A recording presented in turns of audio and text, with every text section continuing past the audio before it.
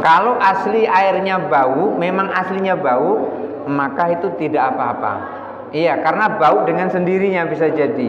Tapi kalau ibu tahu baunya itu karena dilempar orang pakai misalnya pakai sirup, terus jadi bau melon gitu, itu nggak boleh dipakai untuk wudhu. Berarti sudah tercampur dengan air sirup gitu.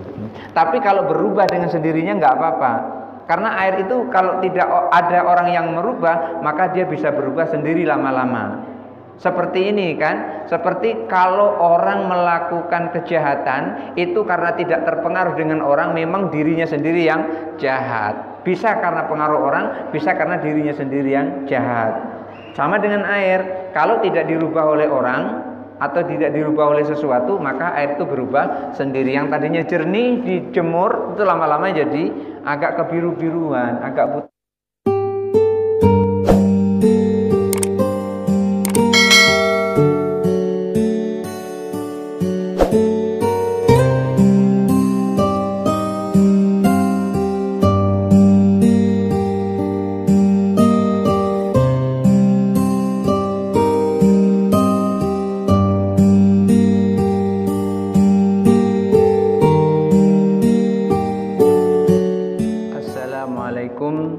Warahmatullahi wabarakatuh.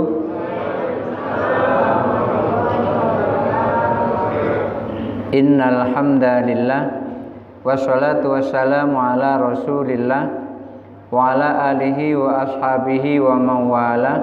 La haula wala quwata illa billah. Rabbi shrah li sadri wa yassir li amri wahlul 'uqdatam min lisani yafqahu qauli, amma ba'du. Bapak Ibu hadirin jamaah salat maghrib yang dirahmati Allah, dalam sebuah riwayat disebutkan i'mal ma syi'ta fa innaka mayyitun. Berbuatlah sekehendakmu, tapi ketahuilah sesungguhnya dirimu itu adalah bakal mati. Kalimat ini sesungguhnya adalah kalau kita tahu bakalan mati, ya hati-hati. Maksudnya begitu. Cuman bahasanya adalah berbuatlah sekehendakmu, tapi ketahuilah kamu akan mati. Sama dengan bahasa yang sangat dahsyat di dalam Al-Quran. Allah menyampaikan kepada orang-orang yang sangat durhaka kepada Allah dengan kalimat wabasyirhum bi'adzabin alim, dan berikan kabar gembira buat mereka dengan siksa yang sangat pedih. Kok kabar gembira dengan siksa yang sangat pedih? Maksudnya di sini adalah i'mal ma syi'ta fa innaka mayyitun. Kalau kamu tahu itu bakalan mati, maka jangan sekehendak kalau melakukan apa-apa. Oleh karena itu perlu hati-hati. Maksudnya ketika Allah menyampaikan fabasyirhum bi'adzabin alim, itu artinya kita harus hati-hati, jangan sampai kita mendapatkan siksa yang sangat pedih dari Allah Subhanahu wa taala. Baik, Bapak Ibu hadirin, kita lanjutkan pembahasan fikih pada beberapa minggu yang lalu. Bahwasanya kemarin kita mengkaji tentang najis. Kali ini kita masuk pada najis, tapi najis itu najis yang mengalir. Kalau kemarin kan najisnya tidak mengalir, sekarang najis yang mengalir. Kalau kemarin kan ini ada air, kemudian air kemasukan najis. Bagaimana hukumnya? Apakah air itu najis atau tidak? Sekarang akan kita bahas air ini mengalir. Saat mengalir, najisnya masuk di situ dan najisnya ikut mengalir. Seumpama di Sungai Batanghari. Ketika di Sungai Batanghari zaman dulu itu orang-orang sering membuang najis, membuang hajat itu di Sungai Batanghari. Lalu di situ Batangan Mas itu jalan-jalan, kampul-kampul di atas air itu ikut ngalir sama airnya itu. Lalu gimana hukumnya air yang ada di sekitar najis itu? Najis atau tidak? Pas kita ngambil air wudhu begini, di depan kita ini kira-kira jarak mungkin sekitar 30 cm, tiba-tiba lewat batang emas kuning. Kira-kira wudhu kita ini sah atau tidak kira-kira? Nah, ini yang akan kita bahas. Jangan jijik dulu, masalahnya nih tidak tahu ini nih najis atau tidak, kan gitu. Baik, bismillahirrahmanirrahim. Faslun fasal, wa in kanal ma'u jariyan, apabila airnya itu dalam keadaan air mengalir, wa fihi, dan di dalam air itu najasatun, ada sebuah najis, jariyatun, yang mengalir juga. Najisnya ikut ngalir, ikut nganyut gitu najisnya. Seperti apa? Kal mayyitati, seperti bangkai. Ya, taruhlah kalau batang emas kuning tadi itu agak jarang, mungkin apa tikus mati atau kucing mati, pas begitu kita ngambil wudhu di sungai itu lewat di depan kita. Taruhlah sungai Batanghari lewat di depan kita, kurang lebih jarak cuman 30 cm dari jarak najis itu. Kira-kira najis atau tidak yang seperti itu? Air mengalir, di air mengalir itu kemasukan najis, yang najisnya juga ikut mengalir seperti halnya bangkai. Wal jariyati al mutaghayyirati, najis yang mengalir tadi itu merubah air, bisa merubah air. Bagaimana yang seperti itu? Fal ma'u alladzi qablaha tahirun. Kalau ada air mengalir seperti itu, kemudian di air itu ada najisnya seperti tadi najis bangkai, maka air yang sebelum najis, misalnya ini ada najis ngalirnya ke sana, maka air yang di sini ini adalah suci. Ini najis mengalirnya ke sana. Di sini ada air. Di sini kan juga ada air, sini ada air, sini ada air. Jadi air yang di sebelah depannya sini sebelum najis ini yang ngikuti najis, kan kalau najis ngalir kan otomatis gini airnya, sama kan? Nah, seperti itu, maka air yang di depannya najis ini itu tidak najis, dia adalah suci airnya. Airnya suci. Ini najis, ini air. Maka air yang di sini ini suci. Nah, ngalirnya ke sana. Ngalirnya ke sana. Ini suci. Li'annahu lam yasil ilan najasati. Kenapa kok air yang di sini ini dia suci? Li'annahu lam yasil ilan najasati. Karena air yang di sini tidak nyambung dengan najis. Najisnya kan di sini, airnya di sini kan tidak nyambung, tidak sentuhan langsung. Tapi yang sentuhan langsung, ya ini najis. Yang sentuhan langsung. Yang tidak sentuhan langsung, maka dia tidak najis. Fahuwa kalma'i alladhi yusabbu 'alan najasati min ibrikin. Kenapa air yang di sini tadi tidak najis? Itu seperti halnya air yang dituangkan ke najis, air yang dituangkan ke najis dan air itu berada di cerek. Ini cerek, di bawahnya ini najis.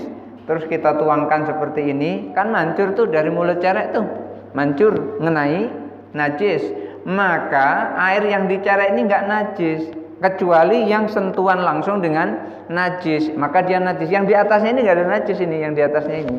Jadi kalau misalnya di sini ada najis, kemudian kita ngambil air yang di sini, bukan yang di najis ini, ngambil yang di sini, ini lagi mancur kayak gini, diambil yang di sini, ini boleh dipakai untuk berwudu. Tapi yang sentuhan langsung dengan najis tidak boleh dipakai untuk berwudu. Maka air yang mengalir itu tadi bersamaan dengan najis, maka sebelum najis itu atau air yang di depan najis tadi itu boleh dipakai untuk berwudu karena tidak bersentuhan langsung dengan najis.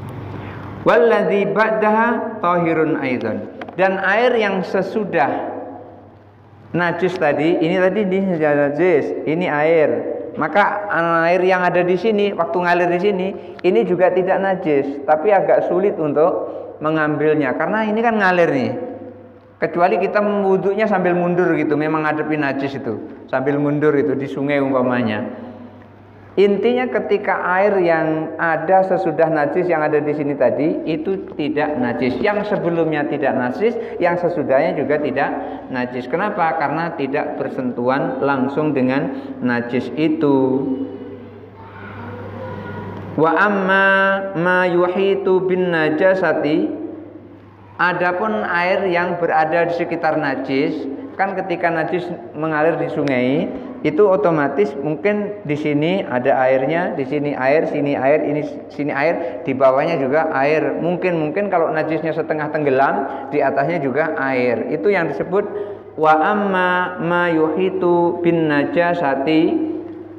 Adapun yang berada di sekitar najis, air yang berada di sekitar najis, min fauqiha, seperti yang di atas najis, wa tahtiha, atau yang berada di bawah najis, wa yaminiha, atau berada di sebelah kanan najis, wa shimaliha, dan sebelah kiri najis.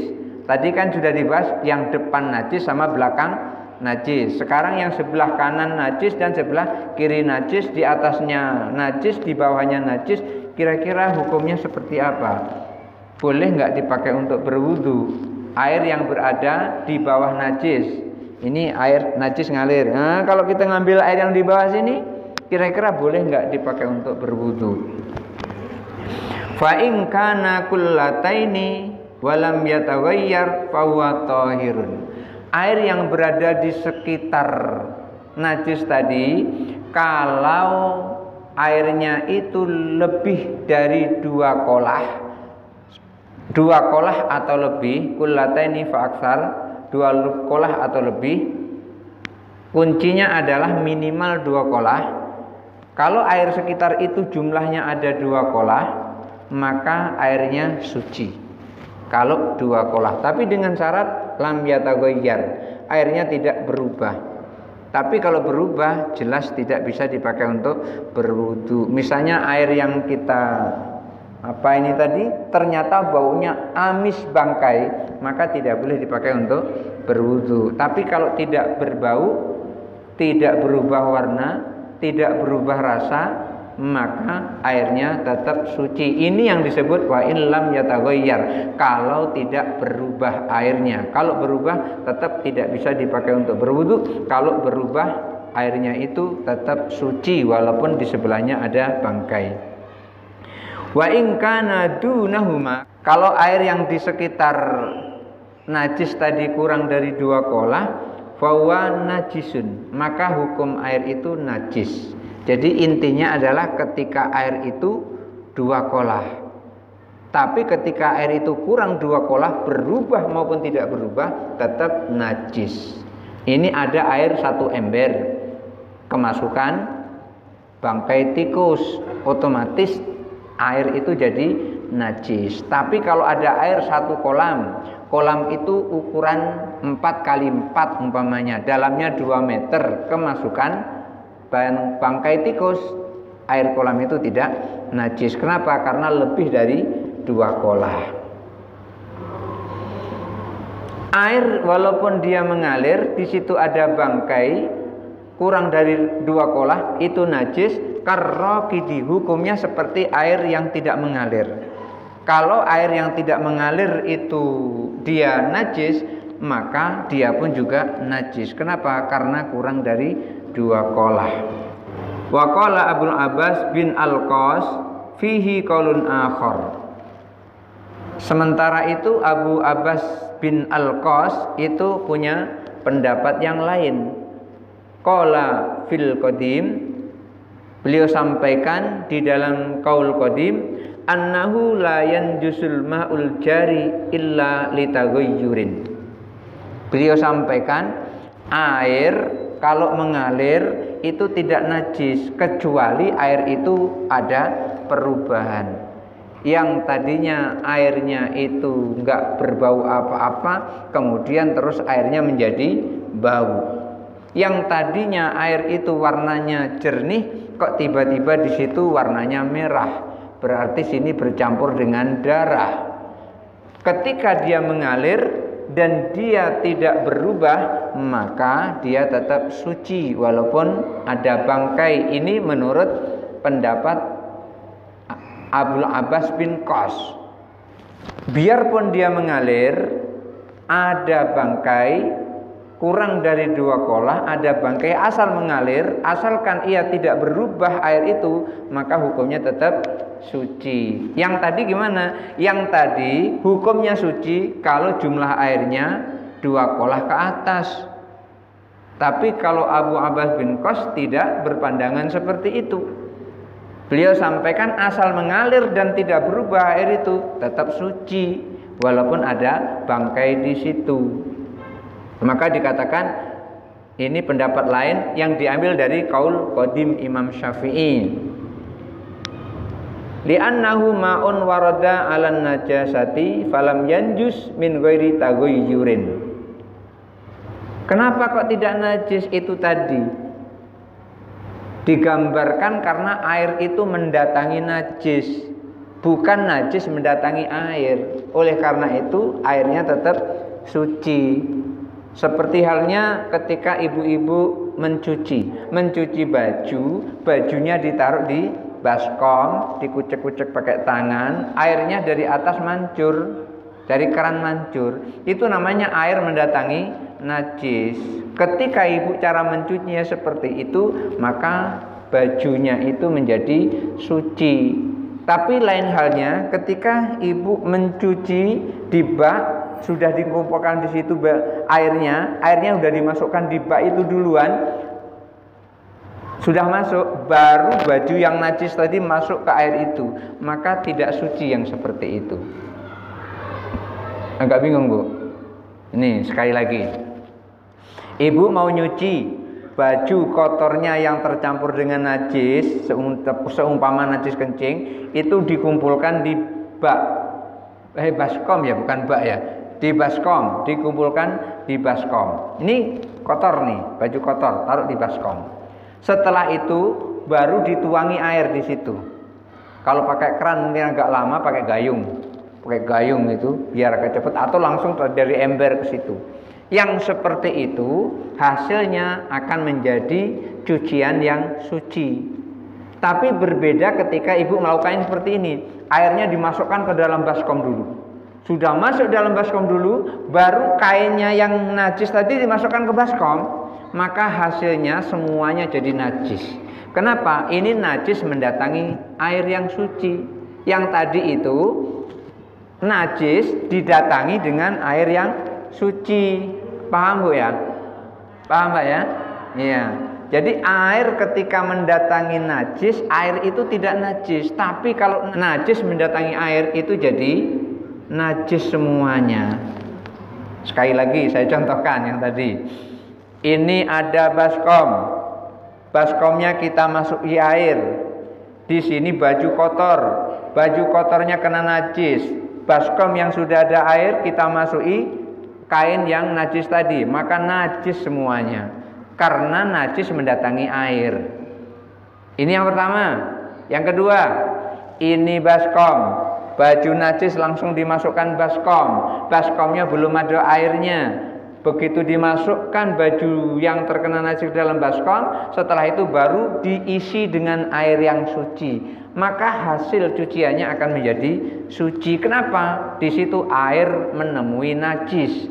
Kalau najis nemui air, najis air itu. Tapi kalau air nemui najis, maka airnya jadi tidak najis. Itu seperti dicontohkan, ini ada tanahnya terkena kencing, mungkin kencing kucing atau kencing apa begitu, kita tahu di situ. Kemudian terus kita ambil air 1 ember, kita tuangkan di situ, maka air yang walaupun 1 ember bisa mensucikan kencing itu tadi. Dan ini sudah dicontohkan oleh Rasulullah pada saat ada orang Badui kencing di masjid.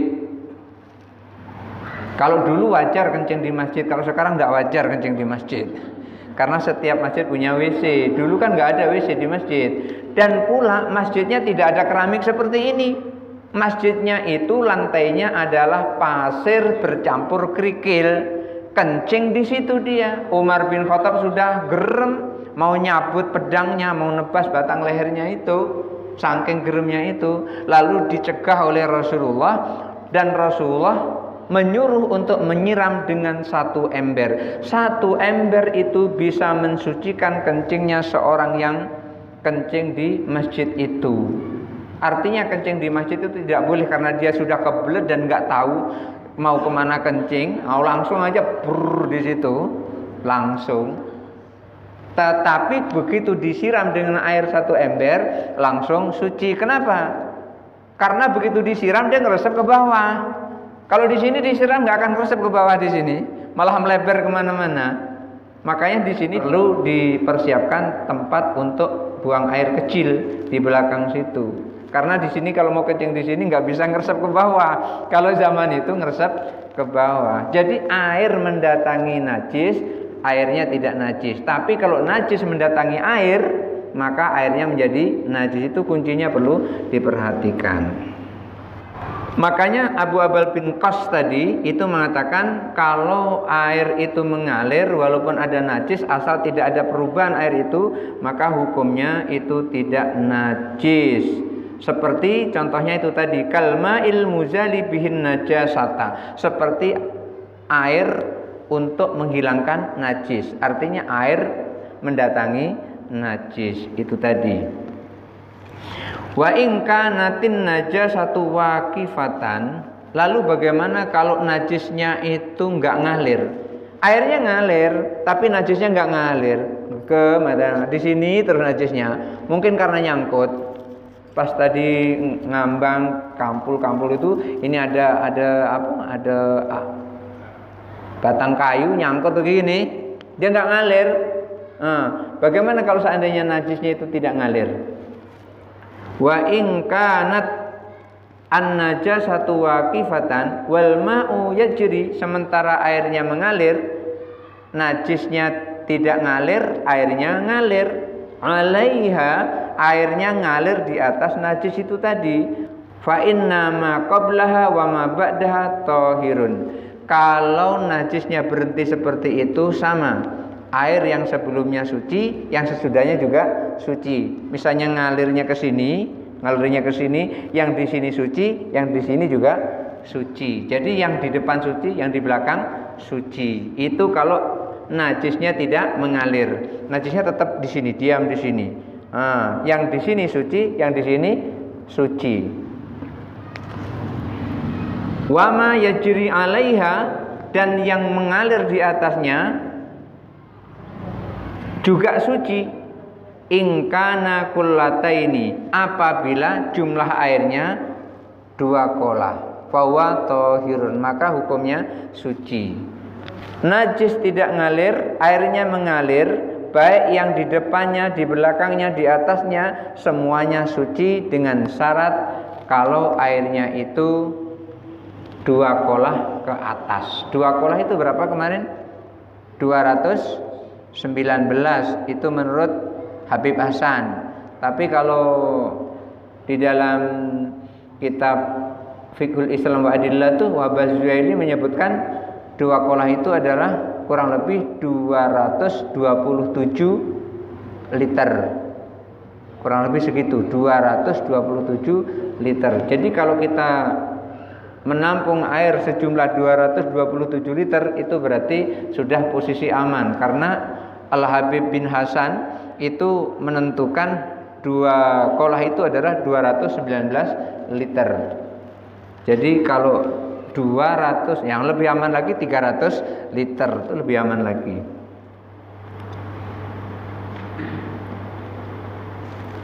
Wa in kana dunahuma fahuwa najisun. Kalau airnya kurang dari 2 kolah, maka seperti tadi najis. Air yang di depannya najis, yang di belakangnya najis, di atasnya najis, di bawahnya najis kalau jumlah airnya kurang dari 2 kolah.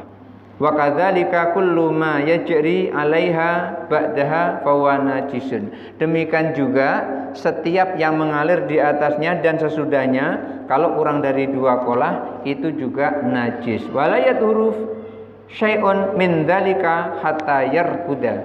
dan tidak ada yang bisa menjadikan air itu suci, air yang sedikit tadi yang ngalir tadi itu suci, hatta yarkuda, sehingga air itu berhenti di satu tempat, fi maudhi'in, di satu tempat, wa yablugha qullataini, dan air itu sampai 2 kolah.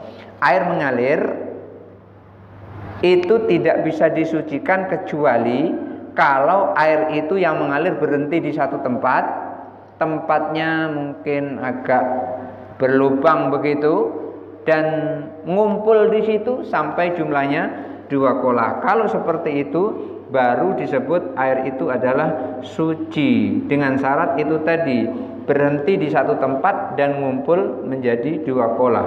Wa qala Abu Ishaq wa Abu Abbas bin Qas wal Qadhi Abu Hamid. Sementara itu menurut Abu Ishaq, Abu Abbas bin Qas, Qadhi Abu Hamid, beliau menyampaikan malam tasil ilal jifati fahuwa tahirun. Di kalimat ini saya lama merenungnya. Ini ada kata-kata walam tasil ilal jifati. Tasil, tasilu itu artinya fi'il mudhari'. Fi'il mudhari' kalau diawali dengan ta itu berarti fa'ilnya adalah muannas. Tapi di sini saya nggak ketemu, tidak mungkin jifah ini menjadi fa'il, tidak mungkin. Yang jelas jifah itu akan menjadi maf'ul kalau seandainya terjadi ada kata-kata tasilu. Maka supaya lebih enak, ini tidak dibaca walam tasil tapi walam yasil. Maksudnya yasil di sini adalah huwa kembalinya kepada ma itu air. Maksudnya adalah walam yasil ilal jifati atau malam yasil ilal jifati. Kata-kata malam yasil ilal jifati, air yang tidak bersambung kepada bangkai fahuwa tahirun, maka air itu suci. Itu baru nyambung kalimatnya. Jadi malam yasil, jadi air, ma itu artinya sesuatu. Sesuatu maksudnya di sini adalah air yang tidak menyambung dengan bangkai, maka air itu suci. Maka ini bangkai, ini air, karena tidak nyambung, maka di sini adalah suci karena tidak menyambung. Maka di sini dibaca bukan walam tasil, walaupun di buku ini saya baca tasil, di buku cetakan Darul Hadis juga tasil.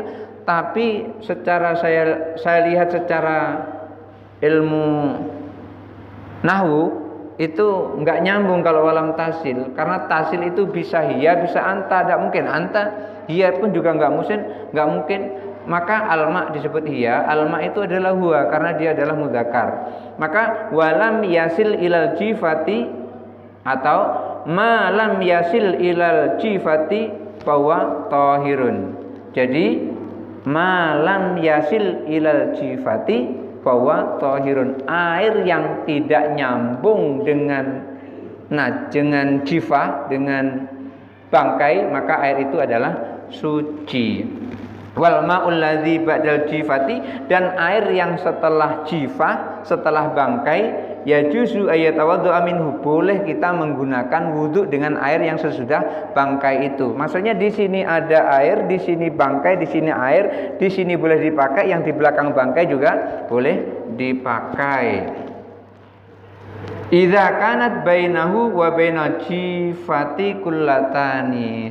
Lagi-lagi kalau antara air yang dipakai dengan air yang terkena jifah ada bangkai itu jumlahnya adalah 2 kolah. Kalau airnya 2 kolah maka boleh dipakai. Wal awwalu as-sahhu, yang pertama itu lebih benar.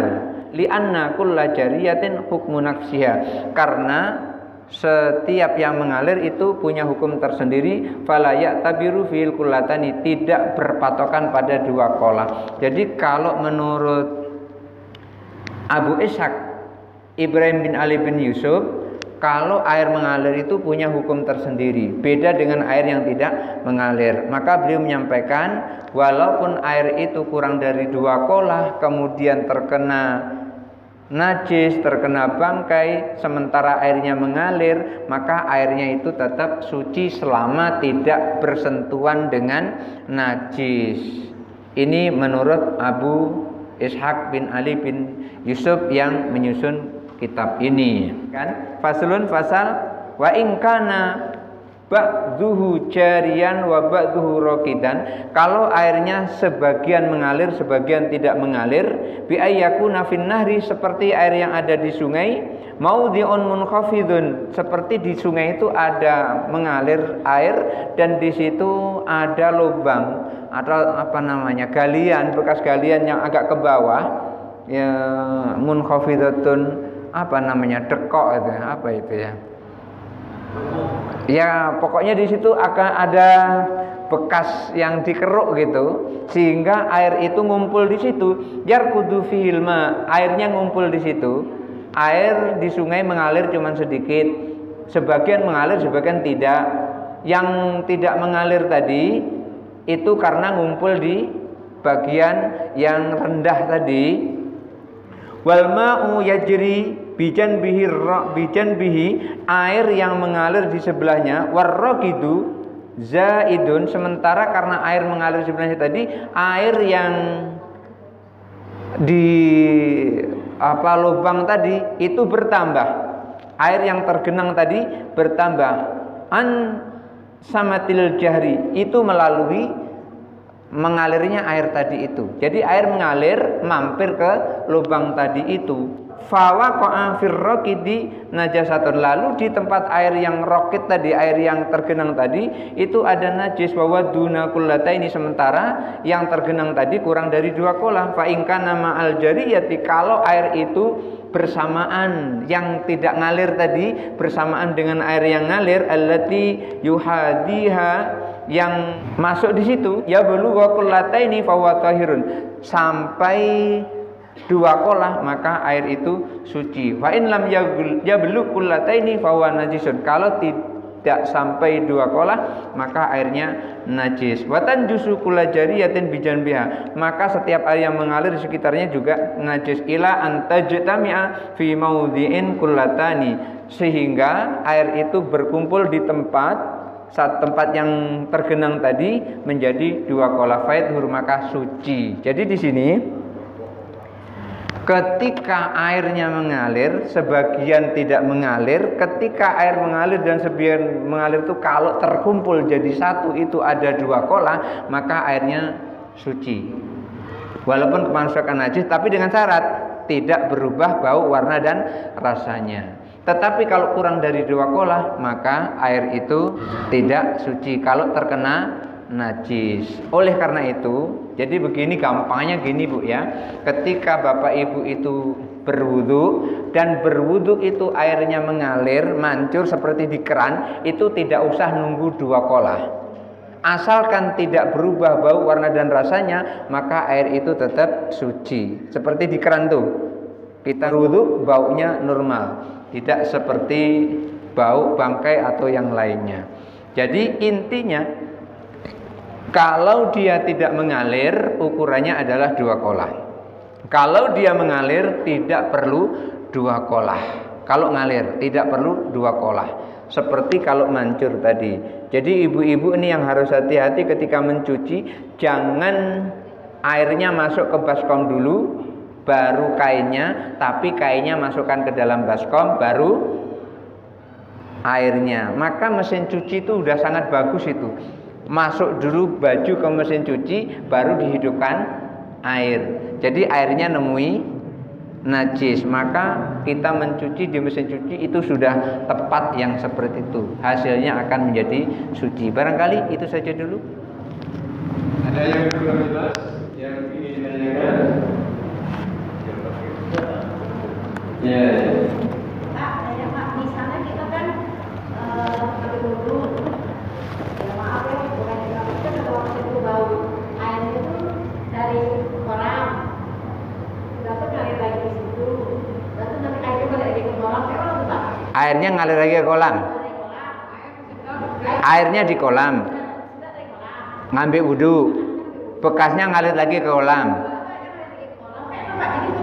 Oh iya, kolamnya ada 2 kolah apa tidak? Kalau kolamnya besar. Nah, kalau ini kolam kita mengambil wudhu di situ, sisa air wudhu itu ngalir lagi ke dalam kolam itu. Kalau air dalam kolam itu 2 kolah, maka boleh dipakai untuk wudhu dan itu suci. Iya, walaupun air itu bagaimana, yang penting jumlahnya 2 kolah. Iya, 2 kolah itu banyak. Mungkin kalau diukur itu barangkali sekitar tingginya, yang paling aman tingginya kurang lebih 80 cm, panjangnya 120 cm, lebarnya 60 cm, airnya penuh. Nah, di situ air itu cukup 2 kolah itu. Kalau dikumpul itu lebih dari 219 liter. Tidak ada banyak. Ukuran banyaknya itu adalah 2 kolah. Bukan banyak menurut dibanding dengan air yang ada di sungai atau air yang ada di kolam renang, bukan itu bandingannya. Tapi yang disebut banyak itu adalah 2 kolah, kurang lebih 227 liter air.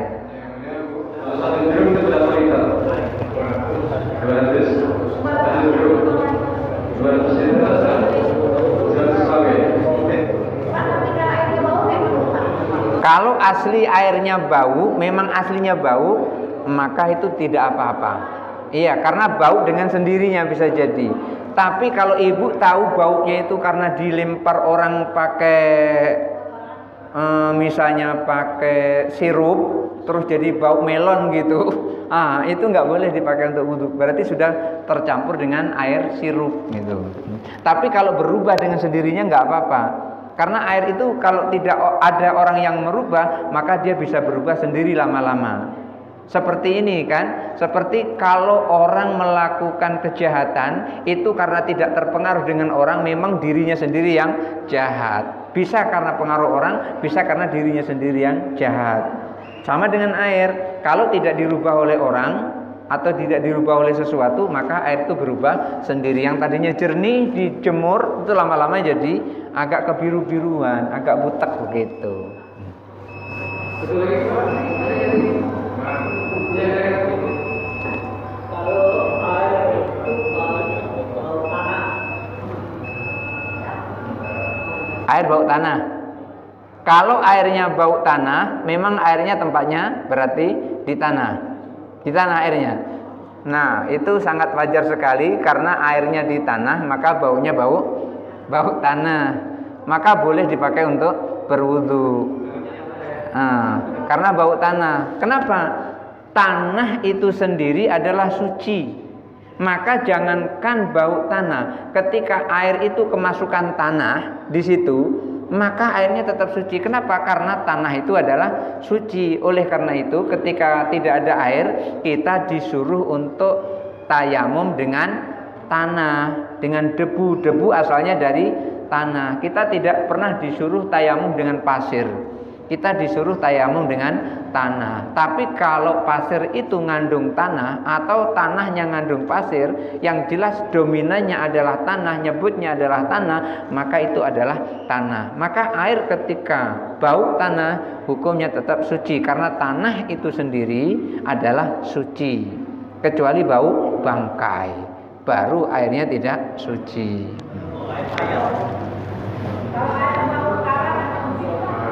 Air bau karat. Kalau air bau karat berarti air itu berubah dengan sendirinya, kecuali memang di situ dimasuki besi berkarat, maka airnya jadi tidak bisa dipakai untuk bersuci. Tapi kalau tidak ada dan baunya bau karat, maka air itu tetap suci karena dia berubah dengan sendirinya. Jadi kuncinya gini, kalau air itu berubah dengan sendirinya, maka dia tetap suci walaupun bau apapun, berubah dengan sendirinya. Tetapi kalau memang dimasuki sesuatu atau kemasukan sesuatu, maka ketika berubah itu menjadi tidak suci. Contoh, ketika dimasuki kopi, berubah jadi kopi, itu nggak bisa dipakai untuk bersuci karena sudah berubah karena dimasuki. Tapi kalau dia berubah warnanya sendiri seperti kopi, nggak ada satupun orang yang memasukkan kopi di situ, boleh dipakai untuk berwudu. Contoh, ketika kita berada di Ilir, di air hitam laut, itu airnya hitam. maka disebut dengan air hitam laut. Memang betul-betul hitam airnya. Boleh dipakai untuk berwudu karena aslinya seperti itu. Barangkali itu saja dulu. Gimana? Asal airnya itu tidak ada yang merubah, orang tidak merubahnya, berubah secara alami, tetap suci. Itu kuncinya, berubah secara alami. Kalau saya ngambil madu, Bapak, saya ngambil madu di geragai, air di geragai itu kanan kiri hitam semua itu. Di sungai itu, di parit itu, airnya hitam.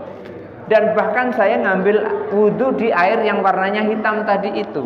Karena itu adalah hitam alami, bukan hitam karena dirubah oleh orang. Rajin bener orang merubah air itu menjadi hitam. Jadi pada saat kemarin saya ngambil madu di lokasi lokasi peletakan kotak madu di situ, karena saya punya kotak madu di situ. Saya ke sana, saya sholat zuhur di situ, saya ambil air itu, boleh, nggak apa-apa, karena saya tahu itu bukan dirubah oleh orang warnanya air walaupun hitam seperti kopi kayak gitu. Tetap saya pakai untuk wudhu, boleh, karena di kanan kiri nggak ada air yang jernih, yang ada cuman itulah. Dan di situ banyak semak-semak, ya sudah, ngambil aja di situ, nggak apa-apa. Intinya air kalau berubah dengan sendirinya tidak najis, boleh dipakai untuk berwudu. Tapi kalau ada yang merubah, baru air itu tidak boleh dipakai untuk berwudu. Sudah? Kita doa? Ya, boleh nanti tanya untuk minggu berikutnya. A'udzubillahi minasyaitonirrajim. Bismillahirrahmanirrahim. Alhamdulillahirabbil alamin. Allahumma shalli ala sayyidina Muhammad wa ala ali sayyidina Muhammad wa sallim wa radhiyallahu ta'ala an kulli sahabati Rasulillah ajmain. Allahumma ighfir lana dzunubana wa li walidaina warhamhuma kama rabbayana shighara. Allahumma inna nas'aluka salamatan fid din wa afiatan fil jasad wa ziyadatan fil ilm wa barakatan fil rizq wa taubatan qabla al maut wa rahmatan indal maut wa maghfiratan ba'dal maut. Allahumma hawwin alaina fi sakaratil maut wan najata minan nari wal afwa indal hisab. Rabbana ظلمنا أنفسنا وإن لم تغفر لنا وترحمنا لنكونن من الخاسرين. ربنا آتنا في الدنيا حسنة وفي الآخرة حسنة وقنا عذاب النار. وصلى الله على خير خلق محمد صلى الله عليه وسلم وعلى آله وصحبه أجمعين. سبحان ربك رب العزة عما يصفون وسلام على المرسلين والحمد لله رب العالمين. هدانا الله وإياكم أجمعين والله الموفق إلى أقوم الطريق. Wassalamualaikum warahmatullahi wabarakatuh.